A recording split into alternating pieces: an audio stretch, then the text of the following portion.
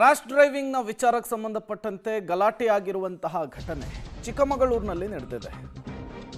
Bike ಜೋರಾಗಿ ಓಡಿಸಿದ್ದಕ್ಕೆ ಕೈಯನ್ನು ಮುರಿದ ಬಿಜೆಪಿ ಮುಖಂಡ.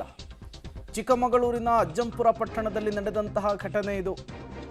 ಕಬ್ಬಿಣದ ರಾಡ್ನಿಂದ ಯುವಕನಿಗೆ ಥಳಿಸಿದಂತಹ ಆರೋಪ ಕೂಡ ಕೇಳಿಬರ್ತಾ ಇದೆ.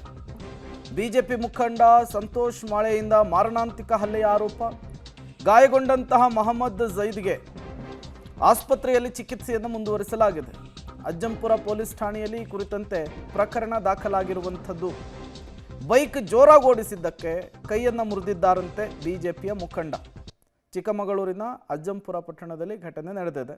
ಈಗ ಆಸ್ಪತ್ರೆ ಪಾಲಾಗಿರುವಂಥದ್ದು ಬೈಕ್ ಸವಾರ. ಬಟ್ ಪ್ರಶ್ನೆ ಇರುವಂಥದ್ದು, ಕೇವಲ ರ್ಯಾಶ್ ಡ್ರೈವಿಂಗ್ ನೆಪ ಮಾತ್ರನಾ, ಏನಾದರೂ ಬೇರೆ ಕಾರಣ ಇತ್ತಾ ಅನ್ನೋದು ಗೊತ್ತಾಗಬೇಕಿದೆ. ಬಟ್ ಪೊಲೀಸರು ಈಗ ತನಿಖೆಯನ್ನು ಕೂಡ ನಡೆಸೋದಕ್ಕೆ ಮುಂದಾಗ್ತಿದ್ದಾರೆ ಅನ್ನೋದು ಗೊತ್ತಾಗ್ತಾ ಇದೆ. ಕಬ್ಬಿಣದ ರಾಡ್ನಿಂದ ಕೂಡ ಮನಸ್ಸೋ ಇಚ್ಛೆ ಹಲ್ಲೆಯನ್ನು ನಡೆಸಿದ್ದಾರೆ ಬಿಜೆಪಿ ಮುಖಂಡ ಅನ್ನೋದು ಗೊತ್ತಾಗ್ತಾ ಇದೆ.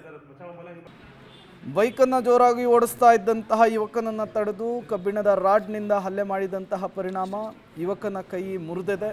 ಆತ ಆಸ್ಪತ್ರೆಯ ಪಾಲಾಗಿದ್ದಾನೆ. ಹಲ್ಲೆ ಮಾಡಿದಂತಹ ವ್ಯಕ್ತಿಗಾಗಿ ಈಗ ಪೊಲೀಸರು ಹುಡುಕಾಟವನ್ನು ನಡೆಸ್ತಾ ಇದ್ದಾರೆ.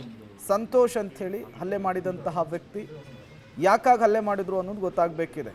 ರ್ಯಾಶ್ ಡ್ರೈವಿಂಗ್ ವಿಚಾರಕ್ಕೆ ಈ ರೀತಿ ಮಾರಣಾಂತಿಕ ಹಲ್ಲೆ ಮಾಡೋದಕ್ಕೆ ಸಾಧ್ಯನಾ ಅನ್ನುವಂಥ ಪ್ರಶ್ನೆ ಕೂಡ ಮುನ್ನೆಲೆಗೆ ಬರ್ತಾ ಇದೆ.